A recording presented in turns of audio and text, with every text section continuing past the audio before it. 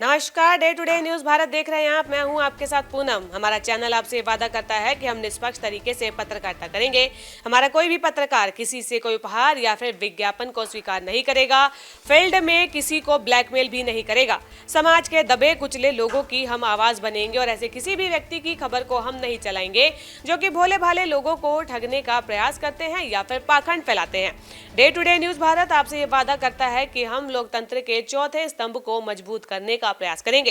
और अब बात कर लेते हैं राष्ट्रीय गीत वंदे मातरम को लेकर। लोकसभा में इसे लेकर चर्चा बीते दिनों हुई, तो वहीं अब जो है ये पूरा मामला अब राजनीतिक मोड़ ले चुका है। वार पलटवार का दौर जारी है। पक्ष और विपक्ष जो है एक दूसरे पर आरोप लगा रहे हैं। तो वहीं बीते दिनों पीएम मोदी ने इस पर बोलते हुए कहा था कि जवाहरलाल नेहरू, जो कि उस समय के तत्कालीन लोकसभा के अध्यक्ष थे, उन्होंने जो है मुस्लिम लीग के आगे सरेंडर कर दिया था। उन्हें अपना जो सिंहासन है वो डोलता हुआ दिखाई दिया था और इसीलिए जो है वंदे मातरम में कांट-छांट की गई, बदलाव किया गया। तो वहीं कांग्रेस के सांसद प्रियंका गांधी ने इस पर पलटवार किया और उन्होंने कहा कि जिस तरीके से ये आरोप लगाए जा रहे हैं, कहीं ना कहीं जो है महापुरुषों का अपमान किया जा रहा है। आइए आपको सुनवाते हैं दोनों के बीच में हुई जो ये बातचीत के अंश है। वार पलटवार जिस तरीके से किया गया है वो आपको दिखाते हैं। वंदे मातरम के प्रति मुस्लिम लीग की विरोध की राजनीति तेज होती जा रही थी। मोहम्मद अली जिन्ना ने लखनऊ से 15 अक्टूबर 1937 को वंदे मातरम के विरुद्ध का नारा बुलंद किया। फिर कांग्रेस के तत्कालीन अध्यक्ष जवाहरलाल नेहरू को अपना सिंहासन डोलता दिखा। बजाय कि नेहरू जी मुस्लिम लीग के आधारहीन बयानों को तगड़ा जवाब देते, करारा जवाब देते, मुस्लिम लीग के बयानों की निंदा करते,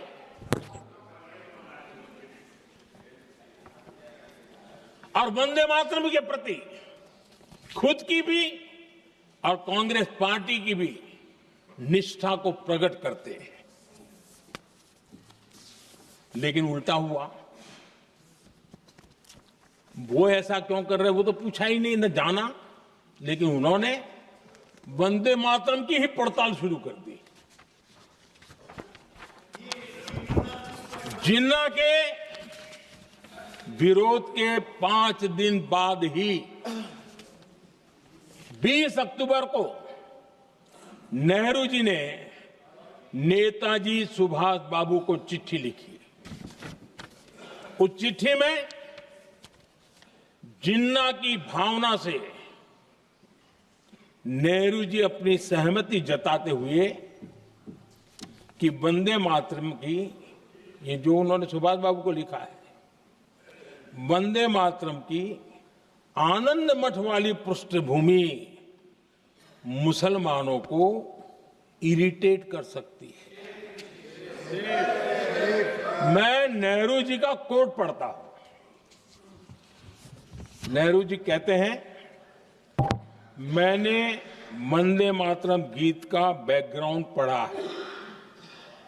नेहरू जी फिर लिखते हैं, मुझे लगता है कि ये जो बैकग्राउंड है इससे मुस्लिम भड़केंगे।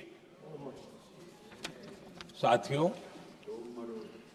इसके बाद कांग्रेस की तरफ से बयान आया कि 26 अक्टूबर से कांग्रेस कार्य समिति की एक बैठक कोलकाता में होगी, जिसमें वंदे मातरम के उपयोग की समीक्षा की जाएगी। बंकिम बाबू का बंगाल, बंकिम बाबू का कोलकाता, और उसको चुना गया और वहां पर समीक्षा करना तय किया। पूरा देश हतप्रभ था, पूरा देश हैरान था। पूरे देश में देशभक्तों ने इस प्रस्ताव के विरोध में देश के कोने कोने में प्रभात फेरियां निकाली। मोदी जी का अपने भाषण में ये कहना कि राष्ट्रगीत को एक विभाजनकारी सोच द्वारा काटा गया, उन सब महापुरुषों का अपमान है जिन्होंने अपना पूरा जीवन इस देश की आजादी की लड़ाई में झोंक दिया। वंदे मातरम को विभाजित करने का आरोप लगाकर आप पूरी संविधान सभा पर आरोप लगा रहे हैं, उसके हर एक नेता को दोषी ठहरा रहे हैं। यह हमारी संविधान सभा और हमारे संविधान का खुला वार है। और जहां तक जवाहरलाल नेहरू जी की बात है, जितनी देर हमारे प्रधानमंत्री देश के प्रधानमंत्री रहे हैं, 12 साल हो गए हैं, लगभग उतने ही सालों के लिए जवाहरलाल नेहरू जी जेल में रहे। किस लिए? इस देश की आज़ादी के लिए। उसके बाद 17 साल के लिए प्रधानमंत्री रहे। आप बड़ी आलोचना करते हैं इनकी, लेकिन अगर इन्होंने इसरो नहीं बनाया होता तो आज आपका मंगलयान नहीं होता। अगर DRDO नहीं बनाया होता तो तेजस नहीं बनता। अगर IIT और IIM नहीं बनाए होते तो हम आज IT में आगे नहीं होते। अगर एम्स नहीं बनाया होता तो हम कोरोना की जब बड़ी चुनौती का सामना कैसे करते? हाँ, वही बना रहा है कुछ भी। इसका मतलब है इस मुद्दे का जवाब नहीं है आपके पास है? अगर इन्होंने BHEL, गेल, सेल, भाखड़ा नंगल ये सब नहीं बनाया होता जो आप सब बेच रहे हैं, तो ये विकसित भारत कैसे बनता? और मत कहिए बाकी। पंडित जवाहरलाल नेहरू इस देश के लिए जिए। सुन लीजिए, बेच लो यार, बाकी भी बेच देंगे जी। पंडित जवाहरलाल नेहरू इस देश के लिए जिए और देश की सेवा करते करते उन्होंने दम तोड़ा। फिर भी सुन लीजिए, मेरी एक सलाह ले लीजिए। सर, मैं आपके माध्यम से सलाह दे रहे हैं, अब छोड़ना नहीं है। सर, मैं आपके माध्यम से एक सलाह दे देती हूँ। हमारे प्रधानमंत्री महोदय 12 सालों से इस सदन में हैं, मैं मात्र 12 महीनों से हूँ। फिर भी छोटी सी सलाह है।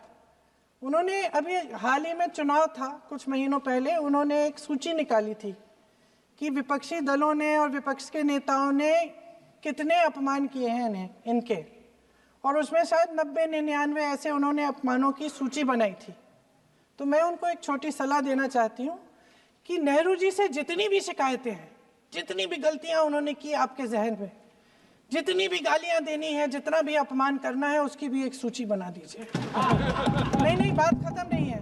999 अपमान, 9,999 अपमान, सूची बना दीजिए और फिर हम एक समय निर्धारित करते हैं। जैसे हमने 10 घंटे आज वंदे मातरम पर हमने बहस किया है ना, उस तरह से हम अध्यक्ष महोदय जी से पूछेंगे, एक समय निर्धारित करेंगे, 10 घंटे, 20 घंटे, 40 घंटे, जितने घंटों में आपकी ये शिकायत पूरी हो जाए, माननीय सदस्य, आप शांत हो जाएं और हम बहस कर लेंगे। लेकिन इस सदन का कीमती समय, जिसके लिए हमें यहाँ पे जनता ने भेजा है, जैसे हमें जनता की समस्याओं को हल करने के लिए चर्चा करनी चाहिए, इस्तेमाल करना चाहिए।